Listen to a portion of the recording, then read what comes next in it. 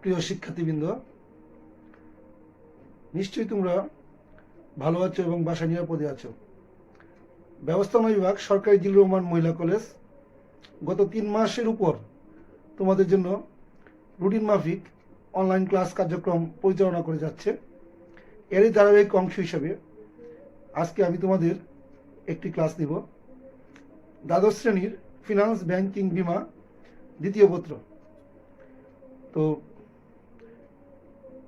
প্রিয় শিক্ষার্থী, তোমরা আমার এই ক্লাসের সাথে থাকো এবং মনোযোগ সহকারে ক্লাসটি উপভোগ করো। তবে ক্লাসটি করার সময় অবশ্যই তোমরা কাগজ কলম সাথে নিয়ে বসবে। সুপ্রিয় শিক্ষার্থী, অনলাইন ডিজিটাল ক্লাসে তোমাদের সবাইকে স্বাগতম। আমি প্রথমেই আমার পরিচয় পর্বটা তোমাদের সাথে শেয়ার নিচ্ছি। আমি খোকন রায়, প্রভাষক ও বিভাগীয় প্রধান, ব্যবস্থাপনা বিভাগ, সরকারি জিল্লুর রহমান মহিলা কলেজ, ভৈরব, কিশোরগঞ্জ।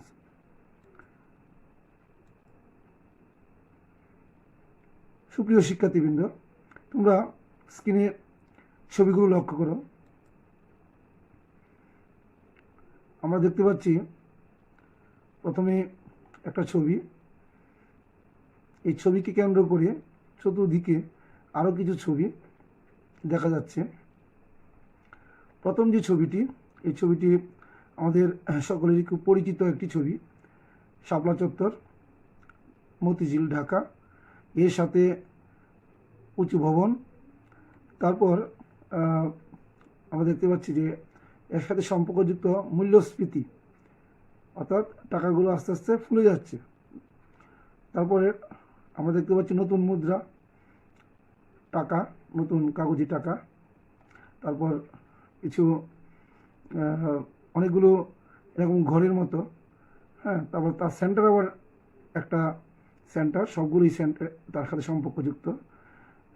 তারপর ওইদিকে দেখতে পাচ্ছি ঋণ খেলাফি, হ্যাঁ। ঋণ খেলাফি, টাকা নিয়েছে কিন্তু টাকা ফিরে আসছে না, ঋণ খেলাফি। আর এখানে আমরা দেখতে পাচ্ছি আরেকটা ছবি, যে টাকা পিঁপড়ে খাচ্ছে। এরকম কিছু রূপকথ্য ছবি আমরা এখানে স্ক্রিনে উপস্থাপন করলাম।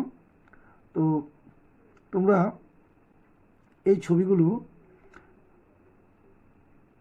মনোযোগ সহকারে চিন্তা করো যে ছবিগুলো আজকে আমাদের যে ক্লাস, এই ক্লাসের সাথে কি সম্পর্কযুক্ত হতে পারে।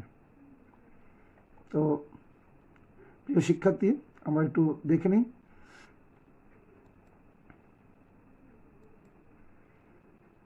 পাঠ ঘোষণা।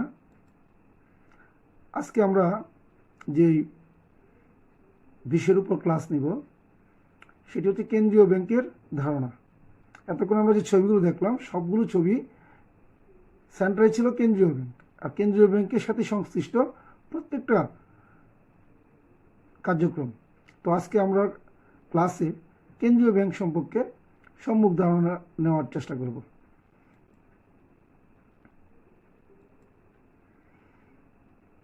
দ্বাদশ শ্রেণী ফিনান্স, ব্যাংকিং ও বিমা দ্বিতীয় পত্র, অধ্যায় দ্বিতীয়, কেন্দ্রীয় ব্যাংক।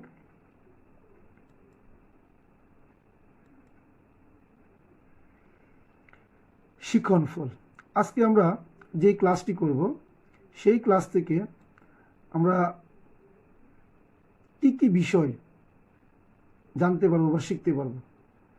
প্রথমত, কেন্দ্রীয় ব্যাংক কী তা বলতে পারবে, কেন্দ্রীয় ব্যাংকের কার্যাবলী বর্ণনা করতে পারবে, নিকাশ ঘর সম্পর্কে বলতে পারবে, নিকাশ ঘরের গুরুত্ব ও প্রয়োজনীয়তা ব্যাখ্যা করতে পারবে।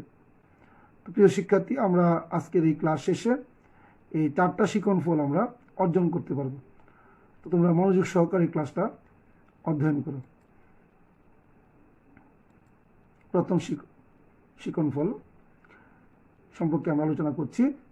আমরা স্ক্রিনে দেখতে পাচ্ছি কেন্দ্রীয় ব্যাংক। কেন্দ্রীয় ব্যাংক কি? রাষ্ট্রীয় মালিকানাধীন থেকে যে ব্যাংক দেশের অন্যান্য বাণিজ্যিক ব্যাংকের কার্যাবলী, ভূমিকা, পরিচালনা ইত্যাদি তত্ত্বাবধানে অভিভাবকের ন্যায় কাজ করে তাকে কেন্দ্রীয় ব্যাংক বলে। 1694 সালে ব্যাংক অফ ইংল্যান্ড প্রতিষ্ঠিত হয়, যা বিশ্বের প্রথম কেন্দ্রীয় ব্যাংক। তো প্রিয় শিক্ষার্থী, আমরা কেন্দ্রীয় ব্যাংক সম্পর্কে আলোচনা করতে গিয়ে দেখতে পেলাম যে রাষ্ট্রীয় মালিকানাধীন থেকে, অর্থাৎ রাষ্ট্রের মালিকানাধীন থাকবে, যে ব্যাংক দেশের অন্যান্য বাণিজ্যিক ব্যাংকের কার্যাবলী, ভূমিকা, পরিচালনা ইত্যাদি তত্ত্বাবধানে অভিভাবকের ন্যায় কাজ করে, তাকে কেন্দ্রীয় ব্যাংক বলে। তাহলে আমরা কি বুঝলাম যে কেন্দ্রীয় ব্যাংক হচ্ছে একটি দেশের বাণিজ্যিক ব্যাংক বা বিভিন্ন ব্যাংক ব্যবস্থা বা মুদ্রা ব্যবস্থার অভিভাবক, সে অভিভাবকের ন্যায় কাজ করে। আর 1694 সালে বিশ্বের প্রথম কেন্দ্রীয় ব্যাংক, ব্যাংক অফ ইংল্যান্ড প্রতিষ্ঠিত হয়। তো এখন আমরা বিভিন্ন পণ্ডিত ব্যক্তির কেন্দ্রীয় ব্যাংক সম্পর্কে কী বলেছেন সেই সম্পর্কে আমরা একটু আলোচনা করি। অধ্যাপক হট্রে বলেছেন, কেন্দ্রীয় ব্যাংক হলো ঋণের সর্বশেষ আশ্রয়স্থল। তাহলে অধ্যাপক হট্রে কি বলেছেন, যে কেন্দ্রীয় ব্যাংক হচ্ছে ঋণের সর্বশেষ আশ্রয়স্থল।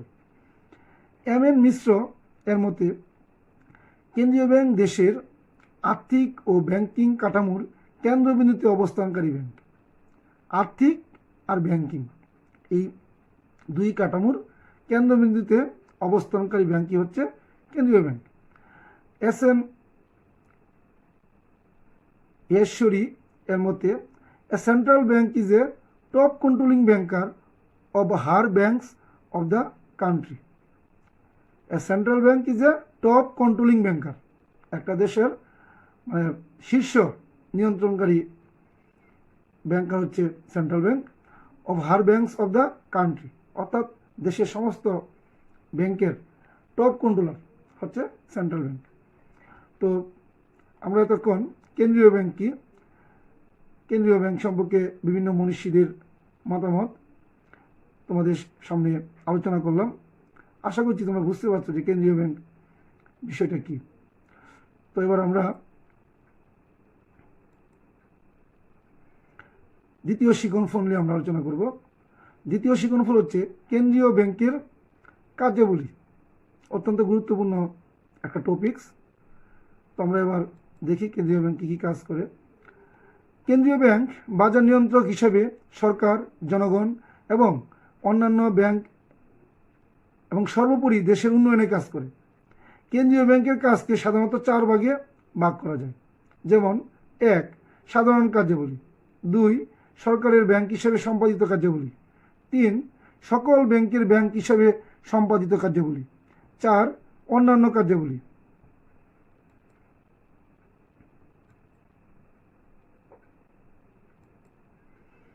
প্রথমেই আমরা স্ক্রিনে দেখতে পাচ্ছি সাধারণ কার্যাবলী। কেন্দ্রীয় ব্যাংক নিম্নোক্ত সাধারণ কার্যাবলী সম্পন্ন করে। প্রথমত, মুদ্রা বাজারের অভিভাবক হিসেবে সে বিশাল গুরুত্বপূর্ণ কার্যাবলী সম্পন্ন করে। দ্বিতীয় কার্যাবলী সাধারণের মধ্যে সহজ বিনিময়ের মাধ্যম সৃষ্টি করে, মানে এই কাজগুলি সে অনবরতই করে থাকে, এই জন্য সাধারণ কার্যাবলী।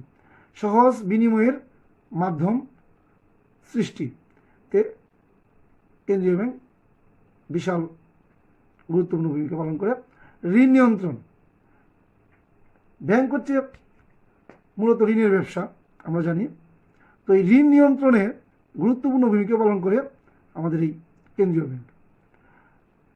ঋণের সুদ কত হবে, ঋণ প্রদানের ক্ষেত্রে কত সুদ, এবং কোন ক্যাটাগরিতে ঋণ দিতে হবে, একজন ঋণ গ্রহীতা তার কী কী যোগ্যতা থাকতে হবে, এরকম বিভিন্ন বিষয় নীতি নির্ধারণ করে থাকে কেন্দ্রীয় ব্যাংক। এভাবে ঋণ নিয়ন্ত্রণ কার্যক্রম সুসম্পন্ন করে। তারপর মুদ্রার ক্রয় ক্ষমতা নিয়ন্ত্রণ, বৈদেশিক বিনিময় নিয়ন্ত্রণ, মূল্যস্তর স্থিতিশীল রাখা, বৈদেশিক মুদ্রা তহবিল সংরক্ষণ করে থাকে কেন্দ্রীয় ব্যাংক।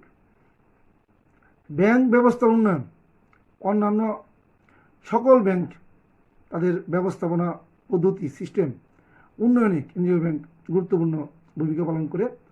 কর্মসংস্থান, কেন্দ্রীয় ব্যাংক দেশের বেকারত্ব দূরীকরণে কর্মসংস্থানের মাধ্যমে গুরুত্বপূর্ণ ভূমিকা পালন করে। সরকার কর্তৃক গৃহীত ঋণের তদারকি, সরকার যে সকল ঋণ গ্রহণ করে সেই গৃহীত ঋণগুলো কেন্দ্রীয় ব্যাংকই সরকারের ব্যাংক হিসেবে তদারকি করে থাকে। তারপর আমরা দেখতে পাচ্ছি সরকারের ব্যাংক হিসেবে কার্যাবলী। তো কেন্দ্রীয় ব্যাংক সরকারের ব্যাংক হিসেবে নিম্নোক্ত কার্যাবলী সম্পন্ন করে। ঋণের উৎস, প্রথম যে কার্যাবলীটা সম্পন্ন করে সরকারের ব্যাংক হিসেবে ঋণের উৎস নির্ধারণে গুরুত্বপূর্ণ ভূমিকা পালন করে। সরকারের তহবিল সংরক্ষণ, সরকারের যদি টাকার প্রয়োজন হয় তো এই কেন্দ্রীয় ব্যাংকই সরকারের জন্য তহবিল সংরক্ষণ করে। সরকারের হিসাব সংরক্ষণ, সরকারের বিভিন্ন বিষয়ে হিসাব নিকাশ সম্পন্ন করে কেন্দ্রীয় ব্যাংক সরকারের ব্যাংক হিসেবে।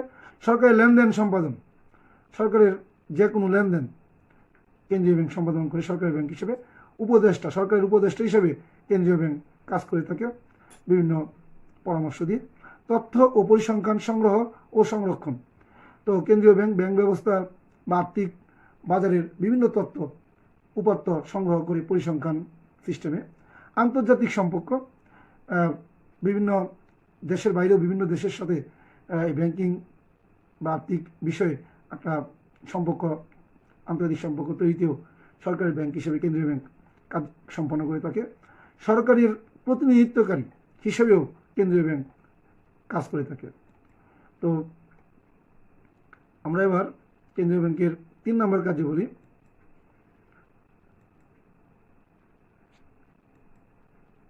সকল ব্যাংকের ব্যাংক হিসেবে সম্পাদিত কার্যাবলী। একটি দেশে যতগুলো ব্যাংক আছে, বাণিজ্যিক বা বিশেষায়িত ব্যাংক, সেই সকল ব্যাংকের ব্যাংক হিসেবে কেন্দ্রীয় ব্যাংক কিছু কার্যাবলী সম্পন্ন করে থাকে। যেমন অনুমতি দান ও তালিকাভুক্তকরণ। তো যে বিভিন্ন ব্যাংক তাদেরকে বিভিন্ন কাজের অনুমতি দান করে এবং এগুলোকে তালিকাভুক্ত করে থাকে।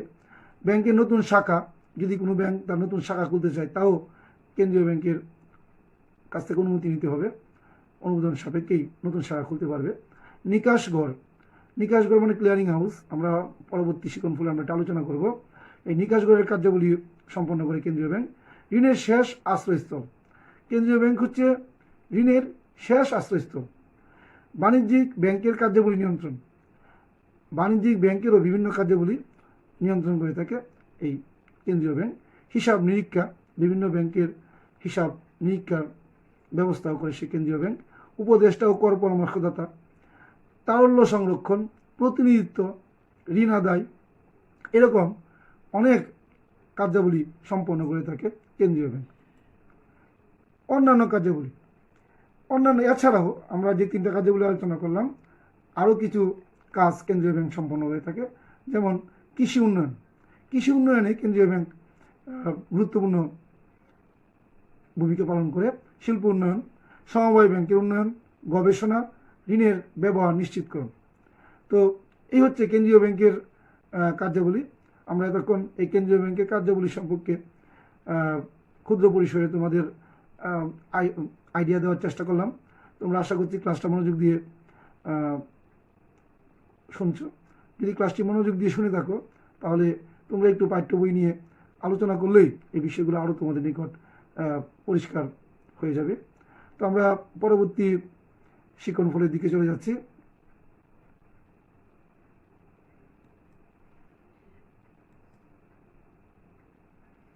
ছবিটি লক্ষ্য করো, প্রিয় শিক্ষার্থী, তোমরা ছবিটি লক্ষ্য করো। আমরা কি দেখতে পাচ্ছি এখানে কিছু বিষয়, যে বিভিন্ন দিকে যে আমরা দেখতে পাচ্ছি যে ক্লিয়ারিং রুলস, এদিকে clearing member, trade counter party, and user, তারা ছোটাছুটি করছে, একটা নির্দিষ্ট জায়গায় যাচ্ছে। তো যে জায়গায় যাচ্ছে তাদের সবাই বিভিন্ন রকমের ব্যাংকিং কার্যক্রম সাথে নিয়ে যাচ্ছে। তো এই যে এই ঘরে যখন আসবে সবার সব কাজ পরিষ্কার হয়ে যাবে। এই হচ্ছে ক্লিয়ারিং হাউস।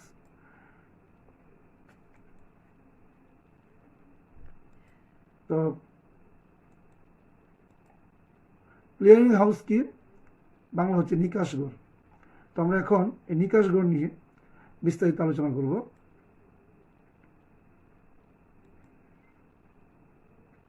নিকাশঘর, যে ঘরে বসে বাণিজ্যিক ব্যাংকসমূহ তাদের পারস্পরিক দেনা পাওনা খুব সহজেই নিষ্পত্তি করে তাকে নিকাশঘর বা ক্লিয়ারিং হাউস বলে।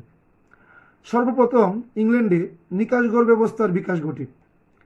নিকাশঘর ধারণা প্রবর্তন করেন আরভিল নামক একজন ব্যাংকার। তার চিন্তার ফসল হিসাবে 1795 সালে ব্যাংক অফ ইংল্যান্ডের তত্ত্বাবধানে দি ব্যাংকার ক্লিয়ারিং হাউস নামে নিকাশঘরের উৎপত্তি হয়। তো ছবিতে আমরা নিকাশঘর লক্ষ্য করছি যে সে সেন্ট্রালে অবস্থান করছে। বিভিন্ন ABCD বিভিন্ন রকমের ব্যাংকের বিভিন্ন রকমের দেনা পাওনা নিষ্পত্তির জন্য এই নিকাশঘরে সভাপতি আসেন এবং এখান থেকে তারা তাদের দেনা পাওনা খুব সহজে নিষ্পত্তি করে নিয়ে চলে যায়। এ হচ্ছে নিকাশঘর সম্পর্কে ক্ষুদ্র ধারণা। তো আমরা এবার নিকাশঘরের গুরুত্ব বা প্রয়োজনীয়তা বা সুবিধা একই আলোচনায় আমরা সবগুলো বিষয় বোঝানোর চেষ্টা করব। গুরুত্ব, প্রয়োজনীয়তা বা সুবিধা। তো তোমরা স্ক্রিনে একটা গ্রাফিক্যাল প্রেজেন্টেশন লক্ষ্য করছো। প্রথমে আমরা দেখতে পাচ্ছি যে ব্যাংকের জন্য গুরুত্ব, প্রয়োজনীয়তা বা সুবিধা মক্কেলের জন্য। তো ব্যাংকের জন্য এবং মক্কেলের জন্য উভয় পক্ষের জন্যই কিন্তু নিকাশঘর গুরুত্বপূর্ণ ভূমিকা পালন করে। ব্যাংকের জন্য কি? 1. সময়ের হ্রাস, 2. ব্যয় হ্রাস, 3. ঝুঁকি ও ঝামেলা হ্রাস, 4. আন্তঃলেনদেন বৃদ্ধি, 5. পারস্পরিক সম্পর্ক বৃদ্ধি, 6. ঋণ নিয়ন্ত্রণ সহজ, 7. তারল্য সংকট হ্রাস, 8. সহজ লেনদেন। ব্যাংকের জন্য নিকাশঘর এই কার্যগুলি সম্পন্ন করে থাকে। সময় হ্রাস করে, ব্যয় হ্রাস করে, ঝুঁকি ঝামেলা হ্রাস করে, আন্তঃলেনদেন বৃদ্ধি করে, পারস্পরিক একটা সম্পর্ক তৈরি করে, ঋণ নিয়ন্ত্রণ অনেক সহজ করে দেয়, তাহলে সংকট দূর করে এবং লেনদেন সহজ করে দেয়। এগুলো হচ্ছে ব্যাংকের জন্য নিকাশঘরের কাজ। এবার আমরা দেখব মক্কেলের জন্য কি কাজ করে। ব্যাংকের যে কাস্টমার বা ক্লায়েন্ট তাদের জন্য কি কাজ করে। 1. দ্রুত অর্থপ্রাপ্তি। মক্কেল যেন দ্রুত তার অর্থ পেতে পারে, নিকাশঘর সে ব্যবস্থা করে। 2. জালিয়াতি হ্রাস। জালিয়াতি হ্রাস, তো আমরা যারা মানুষ, আমরা যারা ব্যাংকের কাস্টমার বা ক্লায়েন্ট, আমরা চাইবো যেন আমরা কোনো জালিয়াতির ফাঁদে না পড়ি। তো নিকাশঘর সে জালিয়াতি দূর করে। 3. চেকের ব্যবহার বৃদ্ধি। নিকাশঘর চেকের ব্যবহার বৃদ্ধিতে মানুষকে আকৃষ্ট করে বিভিন্নভাবে সহযোগিতার মাধ্যমে। ঝুঁকি হ্রাস। ঝুঁকি হ্রাস, নিকাশঘর মক্কেলের প্রভূত ঝুঁকি দূরীভূতকরণে গুরুত্বপূর্ণ ভূমিকা পালন করে। সহজ অর্থ স্থানান্তর এবং এক স্থান থেকে অন্য স্থানে বা এক ব্যাংক থেকে অন্য ব্যাংকে বা বিভিন্ন প্রতিষ্ঠানের ক্রস থেকে টাকা অতি সহজেই স্থানান্তরের ক্ষেত্রে নিকাশঘর গুরুত্বপূর্ণ ভূমিকা পালন করে। তো প্রিয় শিক্ষার্থী, আমরা এতক্ষণ নিকাশঘর কী এবং নিকাশঘরের গুরুত্ব বা প্রয়োজনীয়তা বা সুবিধা এ নিয়ে বিস্তারিত আলোচনা করলাম। তোমরা এই বিষয়গুলো আরও ভালোভাবে তোমাদের বই থেকে অধ্যয়ন করলে আশা করি তোমরা এই বিষয়টা একদম তোমাদের কাছে পরিষ্কার হয়ে যাবে। তো এবার আমরা আমাদের ক্লাসের মোটামুটি শেষ পর্যায়ে আমরা এতক্ষণ যে বিষয়গুলো নিয়ে আলোচনা করলাম সেই বিষয়ের আলোকে আমরা একটু মূল্যায়নের চেষ্টা করব। তো তোমরা আশা করি ক্লাসটা মনোযোগ দিয়ে অধ্যয়ন করেছ। তো আমি কিছু প্রশ্ন তোমাদের জন্য বরাবরের মতোই উপস্থাপন করছি স্ক্রিনে। তোমরা এই প্রশ্নগুলো দেখে চট করে খাতায় আনসারগুলো করে ফেলবে। যদি তোমরা এই ক্লাসের আলোকে আনসারগুলো করতে পারো তাহলে তোমরা বুঝতে পারবে যে তোমাদের মোটামুটি এই আজকের শিক্ষণফলগুলো অর্জিত হয়েছে। প্রিয় শিক্ষার্থী, এখানে 6টা প্রশ্ন আমি তোমাদের জন্য রাখলাম আজকের ক্লাস থেকে। 1. কেন্দ্রীয় ব্যাংক কি? এটা আলোচনা করেছি আমরা। 2. বাংলাদেশের কেন্দ্রীয় ব্যাংকের নাম কি? আমরা এটা প্রথম থেকেই তোমাদের বোঝানোর চেষ্টা করেছি। আশা করি তোমরা আনসার করতে পারবে। কেন্দ্রীয় ব্যাংকের কার্যাবলী কয় ধরনের ও কী কী, এটা আলোচনা হয়েছে। নিকাশঘর কি? নিকাশঘরের 2টি প্রয়োজনীয়তা হলো, আমরা অনেকগুলো প্রয়োজনীয়তা আলোচনা করেছি, তোমরা 2টি প্রয়োজনীয়তা উল্লেখ করবে। নিকাশঘরের ইংরেজি প্রতিশব্দ কি? আশা করি তোমরা এখানে যে 6টি প্রশ্ন এক কথায় তোমরা ইতিমধ্যেই আনসার করে ফেলছো, আর করে না থাকলে তোমরা আনসারগুলো করে ফেলবে। তো আমরা দলগত কাজ, তোমাদের আমি যেহেতু এখন আধুনিক যুগ, নেটের যুগ, তোমরা এই সুবিধা নিয়ে তোমরা যারা ক্লোজ, তোমরা কয়েকজন একত্রিত হয়ে এই দলগত কাজটা বাসায় করে ফেলবে, তাহলে আজকের ক্লাস সাফল্যমণ্ডিত হবে। কেন্দ্রীয় ব্যাংক হিসেবে বাংলাদেশ ব্যাংক সরকারের পক্ষে যে সকল কার্যক্রম সুসম্পন্ন করে তা তালিকা প্রস্তুত করো। এবার আমরা তোমাদের বাড়ির কাজ দিয়ে দিচ্ছি। কেন্দ্রীয় ব্যাংক একটি দেশের সকল ব্যাংকের অভিভাবক, একথার তাৎপর্য ব্যাখ্যা করো। প্রিয় শিক্ষার্থী, এতক্ষণ আমরা কেন্দ্রীয় ব্যাংক সম্পর্কে বিভিন্ন বিষয়ে বিস্তারিত আলোচনা করলাম। এর আলোকে তোমরা বইয়ের সহযোগিতা নিতে পারো, নিয়ে আজকের এই বাড়ির কাজটা তোমরা বাসায় করে ফেলবে। তো আজকে আমরা একেবারেই ক্লাসের শেষ পর্যায়ে। আশা করছি তোমরা এতক্ষণ ক্লাসটা মনোযোগ সহকারে অধ্যয়ন করেছ। তো তোমরা সকলেই ভালো থাকো, সুস্থ থাকো, এই প্রত্যাশায় সবাইকে ধন্যবাদ।